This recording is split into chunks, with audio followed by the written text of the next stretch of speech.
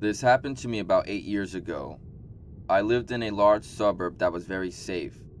I was renting a fantastic apartment for real cheap, but the trade-off was no washers or dryers allowed, so I had to sell mine and use the laundromat. There were a few around, but they were always busy and crowded, so I'd like to go at 4 or 5 a.m. on a random weekday when it wasn't busy. I would use a bunch of machines all at once and get finished fast. It was great. The best laundromat was also the closest and was on a busy road with a bus stop outside, so I always felt safe, even as a 5-foot female alone. It had a front door that was always unlocked and a back door that could be locked from the inside, which I always locked if there were no other customers. One morning, I forgot to lock the back door. I was sitting with my back to it, engrossed in studying for a big exam with all my school stuff around me. It was noisy with all of the machines running, so I never heard anything. Out of nowhere, I had this feeling that somebody was in the room. When I turned around, there was this man, no more than 2 feet away from me, sneaking up behind me. He was a creepy guy with rumpled clothes and long dirty hair. He tried to play it off like he'd lost a sweater and had just come back to look around for it, but he was obviously sneaking up on me since the door hadn't slammed, and it was usually very loud. I told him I hadn't seen it, then I just casually walked out and bolted to the convenience store across the street. The plan was to wait until someone else went to do laundry and then go back for all of my stuff. I know it was an awful plan, but it's all I had at the time. I was so freaked out. I called my husband at work, and the creep left while I paced the 7-Eleven nervously. I went back and finished my laundry after locking the back door. Luckily, we were moving in a few weeks and would have our own laundry at home. In the meantime, my husband did all of the laundry, so I never had to go back. A few weeks later, he came into the laundromat from the 7-Eleven to find a creep fitting that description, trying all of the car doors in the laundromat parking lot. That was pretty suspicious. There were just 2 older women there alone as well, while my husband ran across the street for his coffee in between loads. My husband used his imposing size to tell the creep to stay away from the laundromat and stop freaking out the women in the neighborhood. About 6 months later, I saw the creep's picture on the local news. He was arrested for rape and attempted murder in a nearby neighborhood. I got my concealed carry permit the next day and still get a sick feeling in my stomach remembering that empty gaze, even 8 years later.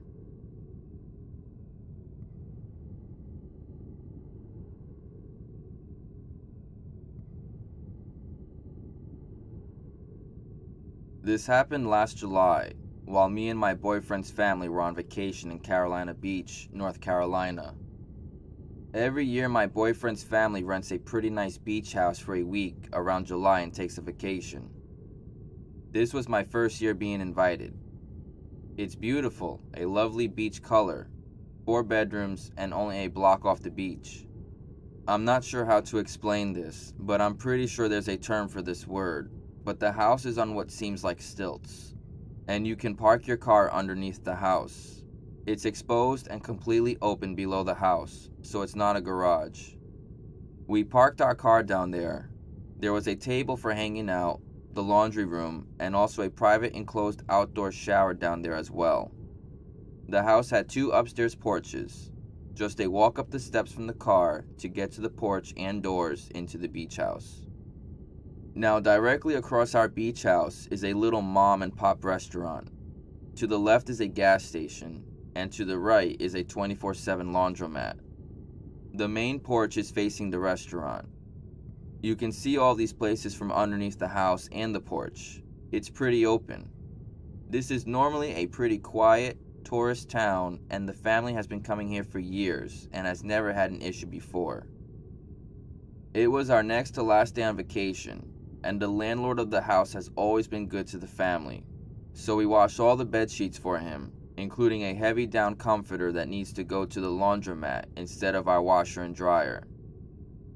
Boyfriend's mom and I take the blanket over to the laundromat around 10 p.m. We stay out on the porch to watch the laundromat and make sure no one comes and steals our blanket. Washing the blanket took way longer than we originally thought. It needed to get washed twice on the longest setting to get clean. By the time we had put it in the dryer, it was 1 a.m. Somewhere between 10 and 1, a maintenance man showed up and was working on a few of the machines. He was really nice, and he had told us to not use 3 of the machines as they had been running subpar. We all had went back to the house, and the family joined us, all sitting on the porch drinking, talking about how we're about to leave and generally having a good time. By now, it was around 2:15 in the morning, and my boyfriend's mom asked me to go check on the blanket and run it another time if necessary.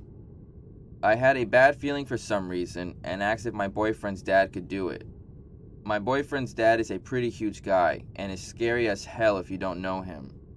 He said it was fine and went to run and check on the blanket. He came back and said it needed to be ran a little bit longer. Now my boyfriend and I are pretty avid smokers. His family doesn't care, so we go in the private outdoor shower, lock the door, and start smoking away. There's a seat in there separate from the shower part, so we just chill there. A few minutes later, we hear some loud banging from the laundromat. We go out and see that the maintenance man is still there. We didn't think anything of it and went back to smoking. I was playing on my phone and noticed that it was 2:27 in the morning. At this time, we heard someone begin to scream in a panicked voice, "What the hell? What the hell? What the hell, dude?" We headed out of the outdoor shower and saw a man booking it across the street towards our house, cuts through our yard, and ran right beside the shower. The maintenance man ran into his car and whipped out of the laundromat and turned down the road, away from our house, hits a parked car, continues screeching down the street, and finally wrecking. We couldn't see the car at this point, but we just heard a loud crash. We went upstairs to everyone on the porch, and we asked them if they had just witnessed what we just saw. We called the police, and they were there within 5 minutes.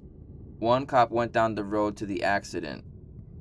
There was a shoe and some other stuff on the road, and the laundromat door was still hanging wide open.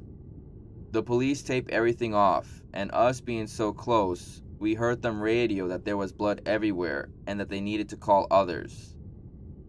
2 more cops showed up, and there was now 4 cops in total in this little laundromat parking lot. We gave them our story, and they could not physically write most of us as witnesses as we were drinking, but they still wanted to know what we saw. They started searching for weapons where the one guy ran, which was mainly through our yard. The cops didn't keep us updated on anything. Nothing at all. We got some looks from them for the smell, but they didn't say anything. After they completed their investigation, we saw a cleaning crew come and they locked the laundromat doors after we had gotten our blanket. We saw in the newspaper the next day that a homeless man came in and stabbed the maintenance man and was trying to rob him in the process. When the maintenance man got a good swing on the guy, he ran out and away towards the beach. The police found the homeless guy a few blocks away. I guess the maintenance man was trying to get to the laundromat owner's house, which I'm not completely sure why, but it was only a few blocks in the other direction when he got in his car.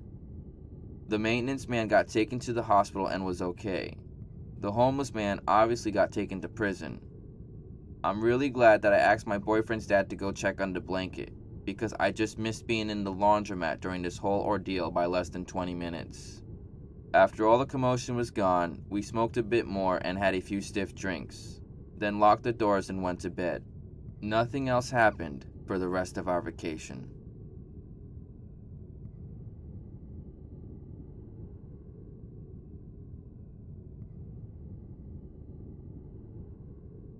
This is my story I experienced with my friend at a laundromat I go to every week.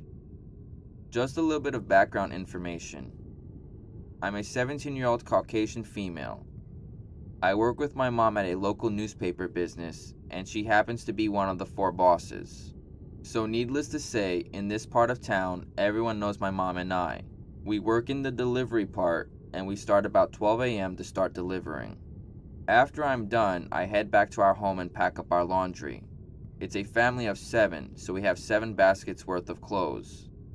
The laundromat I go to is also a gas station and is across the street from our workplace. The cashier and my mother are best friends, so she agreed to keep an eye on me while I washed clothes. On one particular weekend, I brought my friend with me to work and do laundry to get done faster to study for finals that coming Monday. We had already brought the clothes in and started washing. We had been there about an hour already, and it was about 4 a.m. in the morning at this point in time. The clothes had already been put in the dryer, so I left about 3/4 on a table next to the dryers, just in case one of them needed more time. We happened to be the only ones in there, so I didn't think twice about leaving them sitting there. So my friend and I were standing at another table, being usual 17-year-olds, just laughing and fooling around, when all of a sudden I saw this old man stumble in, with raggy clothes and a book bag on. I knew he wasn't there to wash his clothes due to his book bag and lack of laundry basket or bag. He walked straight over to the quarters on the table and picked them up and slipped them into his pocket. He looked up and noticed we were watching him.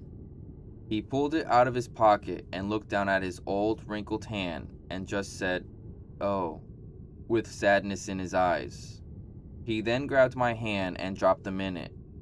I felt bad for the old man, so I told him that he could keep it. His head snapped up and snatched it from my hand quicker than I realized, and then told me that he couldn't take it from two young, beautiful, fine ladies. But he then said if we had a little bit more, he would appreciate it. I started to think to myself about what the hell was wrong with him, and if he didn't realize he just took money from me even after rejecting it. He thanked us for being so polite to him, and babbled on about not doing drugs, and how my friend and I was bright, beautiful young women, and how we still had the sunshine in our eyes.